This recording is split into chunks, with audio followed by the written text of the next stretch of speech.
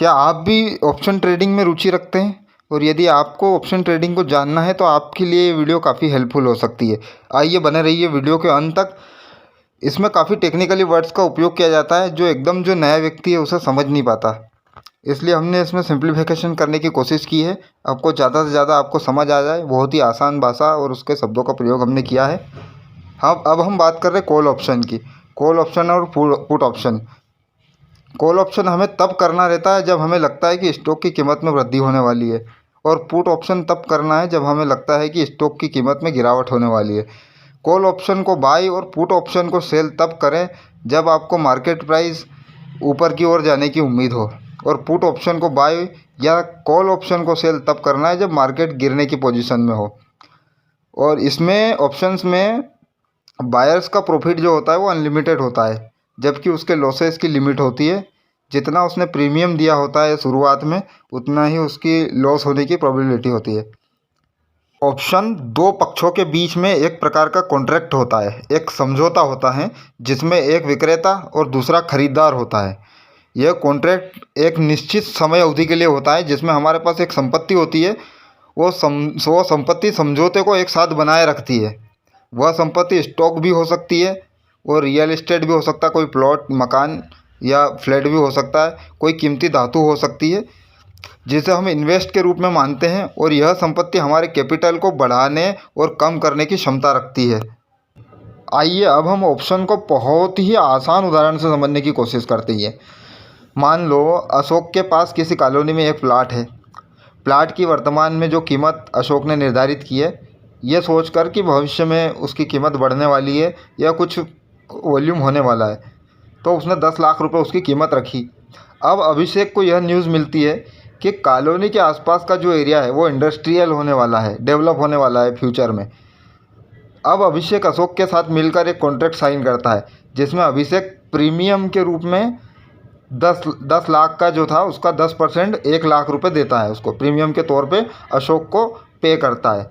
और कॉन्ट्रैक्ट का जो एक रूल ये है कि जो समय निर्धारित किया गया था वह समाप्त तो होने के बाद चाहे उस प्लाट की कीमत 10 लाख से बढ़कर 20 लाख हो जाए या फिर 10 लाख से घटकर 5 लाख हो जाए, लेकिन उस प्लाट को 10 लाख रुपए में बेचने के लिए अशोक जो है बाध्य है। अशोक 10 लाख में ही बेचेगा।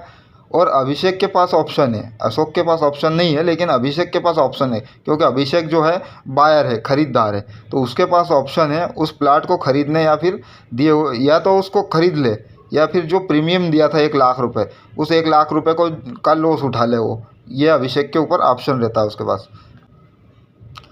मान लो उस एरिया के इंडस्ट्रियल होने की न्यूज़ झूठी थी और उस प्लाट की कीमत 10 लाख से घट कर 5 लाख हो जाती है, तो अभिषेक के पास ऑप्शन है कि या तो उस प्लाट को ख़रीद ले और 5 लाख का लॉस उठा ले, या फिर नहीं खरीद कर 1 लाख का लॉस उठा ले।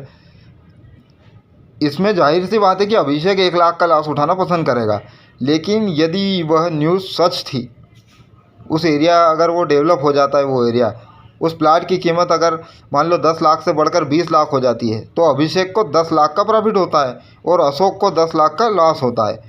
मतलब खरीदार के लॉस की एक सीमा है, खरीदार जो है उसके लॉस की एक सीमा है, जितना वो प्रीमियम देता है वो उसकी सीमा है, और प्रॉफिट की कोई सीमा नहीं है। प्लाट की कीमत 20 की जगह 30 लाख भी हो सकती है। अब ऑप्शन ट्रेडिंग ज़रा मुश्किल है, लेकिन जब आप इसे अच्छे से जान जाएंगे, टेक्निकली इसे सीख जाएंगे, तो यकीन मानिए आप भी इससे प्रॉफिट बना पाएंगे। ऑप्शन ट्रेडिंग की कुछ बातें हैं जो बिगिनर्स के लिए काफ़ी हेल्पफुल हो सकते हैं, तो आपको इस बात पे ध्यान देना चाहिए।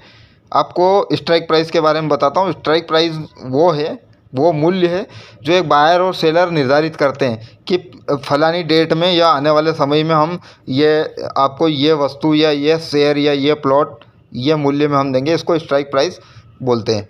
अब बात करते हैं ऑप्शन प्रीमियम की। ऑप्शन प्रीमियम आपने सुना ही है जस्ट, फिर भी मैं आपको बता दूँ, ये वो धन है जो बायर द्वारा सेलर को दिया जाता है। ये जो स्ट्राइक प्राइस जो होती है उसका कुछ 10% हिस्सा होता है ये, ठीक है। अब बात करते हैं अपन ओपन इंटरेस्ट की। किसी भी समय कई कॉन्ट्रैक्ट होते हैं, कई बायर आते हैं, कई सेलर आते हैं और कई स्ट्राइक मूल्य होता है।